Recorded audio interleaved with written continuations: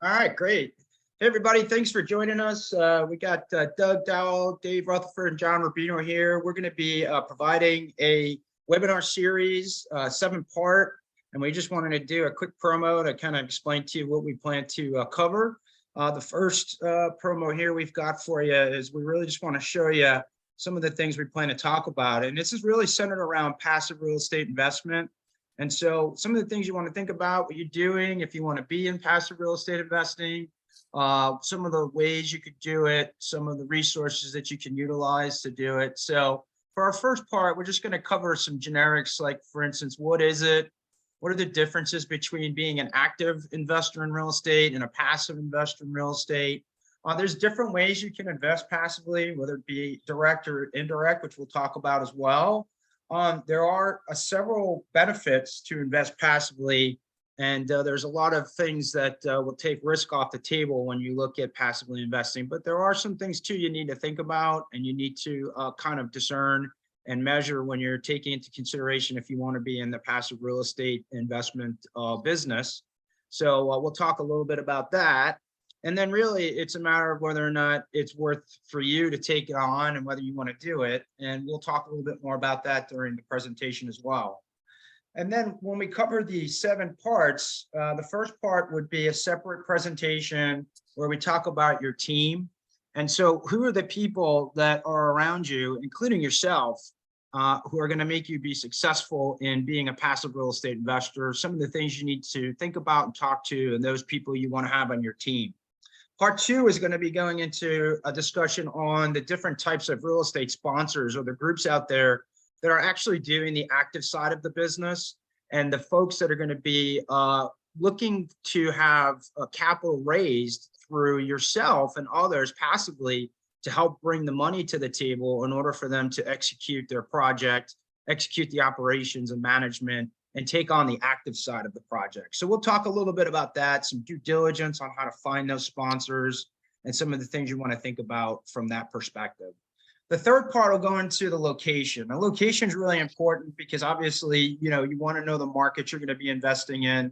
You want to know where the best markets are, why they're considered the best markets, some of the things you want to look at when you analyze those markets, and some of the due diligence you do in the location of your investment.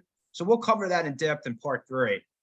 Part 4, let's see if I can bring that up. There we go, are the types of real estate projects that you can invest in. There's single family, there's multifamily, there's opportunity zones, storage, different types of assets with self-storage. So we'll go into those and we'll kind of pick those apart and say, hey, what's the benefit of a development, new construction project, or a value add multifamily? So that'll be part 4, and that'll be a great session. Part 5 is really important because you got to understand how the money's put together. Not only the money you're bringing in, but the money that the sponsors are going to be going out to get in order to help with the majority of the costs, the majority of the expenses on their project. We call that the capital stack, and we'll go into that in depth in part 5 and give you the opportunity to understand how that's put together so you can see that as you start to analyze different types of projects. Part 6 is obviously very important.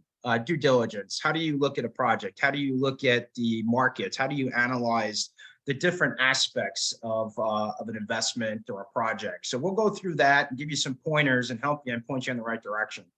And then the last part, which is really, I think, the best, is the waterfall. It's the distribution schedule. And in the distribution schedule, you'll be kind of shown in different scenarios how your money gets back to you, how you make your profits, and how you can look at a specific breakdown in different tiers of how your money is returned, so that you can understand that, see what those returns look like, and really understand it from your investment standpoint. So we look forward to seeing you. And here's our contact info. We'll have our first part presented on March 1st. So you'll see more information from that. And Doug, I'll turn it over to you if you want to ask any questions or anything that I may have missed. Yeah, John, I just wanted to kind of, for the benefit of the audience out there, John, who is this intended to help? Yeah, great question. I think anyone in general that has a real passion or desire to want to invest in real estate, but they don't have the time, or they don't want to take on the headaches of active ownership, or they don't want to have to be doing this full time. They'd rather be out and doing their primary job or owning their business. So this is really for anyone that's really interested in getting into real estate investing, diversifying their portfolio, and utilizing some of that discretionary income or capital to place in different types of avenues, including passive real estate investing.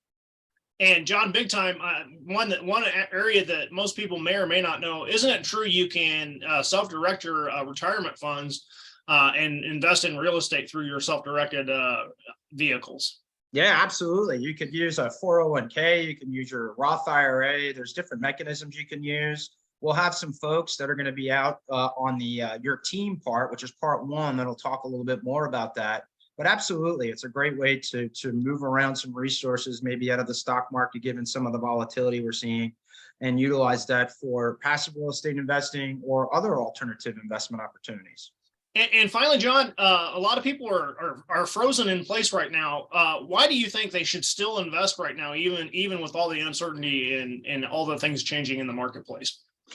Yeah, it's a great question. I think real estate is our industry. We know that best. There's other great asset classes out there right now, but over the last, I'd say 6 months to a year, real estate has still been very stable in growth. A lot of the other alternative investments like we got Bitcoin, and you got energy, and you've got even the stock market has not had growth. It's actually had losses. So the ability to recoup those losses is going to be challenging given inflation. So I think real estate right now is really a proven asset class. And the fact that you could do it passively and still have an opportunity to understand that you got great growth and you're working with great operators is exciting. So I definitely think that's probably one of the main reasons we like to do it.